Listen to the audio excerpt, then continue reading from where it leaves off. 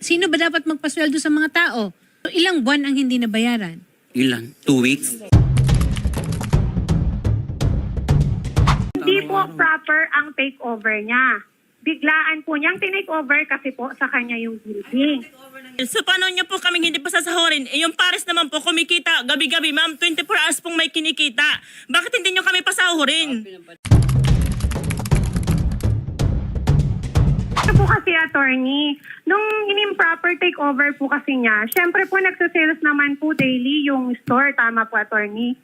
So ang sales po niyan, let's just say po 30,000 a day.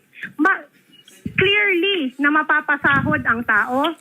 Pero And clearly na mababayaran po lahat ang supplies. lang po ma-establish natin, hanggang anong araw po kayo na kayo ang nagmamanage? From October 1 to October 23 po kami nag-manage. Up to October 23?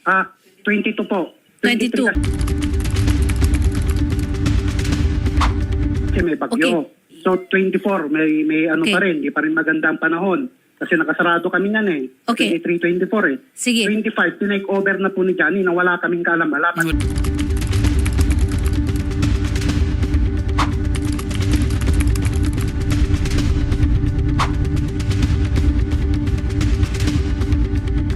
Natin niya na, hindi Okay, namin so- pinapasahod yung tao. Okay, so yung 25, tinake over na po ni Johnny na wala kaming kaalam-alaman. Sinabi niya na hindi Okay, namin so- pinapasahod yung tao. Okay. So yun pong kiniklaim nila na sweldo is October 17? 13 po. Up to October 17 po. 13, Yan sorry, na po ang 13. So ilang buwan ang hindi nabayaran? Ilan? 2 weeks? So ilang buwan ang hindi nabayaran? Ilan? 2 weeks? Yun pong kiniklaim nila na sweldo is October 17? 13 po. Up to October 13. 17 po. 13, Yan na po sorry, ang 13.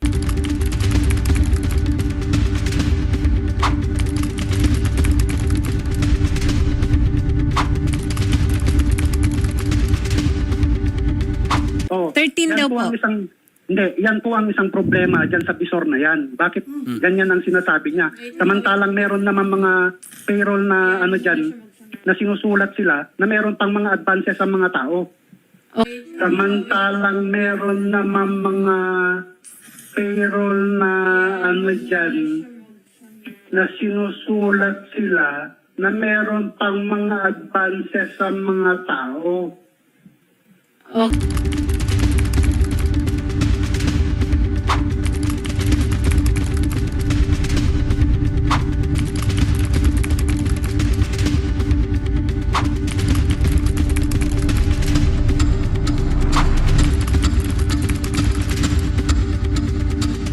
Samantalang meron naman mga payroll na ano dyan, na sinusulat sila na meron pang mga advances sa mga tao. Okay. So, meron po kayong kopya nitong payroll na ito? Meron tong spreadsheet yan. Okay. Bakit po nila ayaw ipakita yun? Meron tong spreadsheet yan. Okay. Bakit po nila ayaw ipakita yun?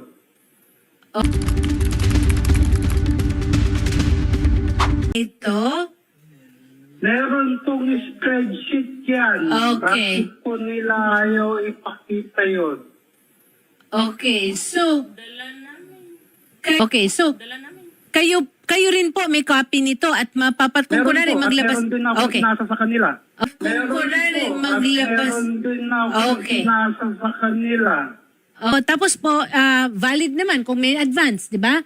So, valid naman kung may advance, di ba? So, kasi nag-take over sila Hiwaga October 25. May bagyo ng 23, 24, 22.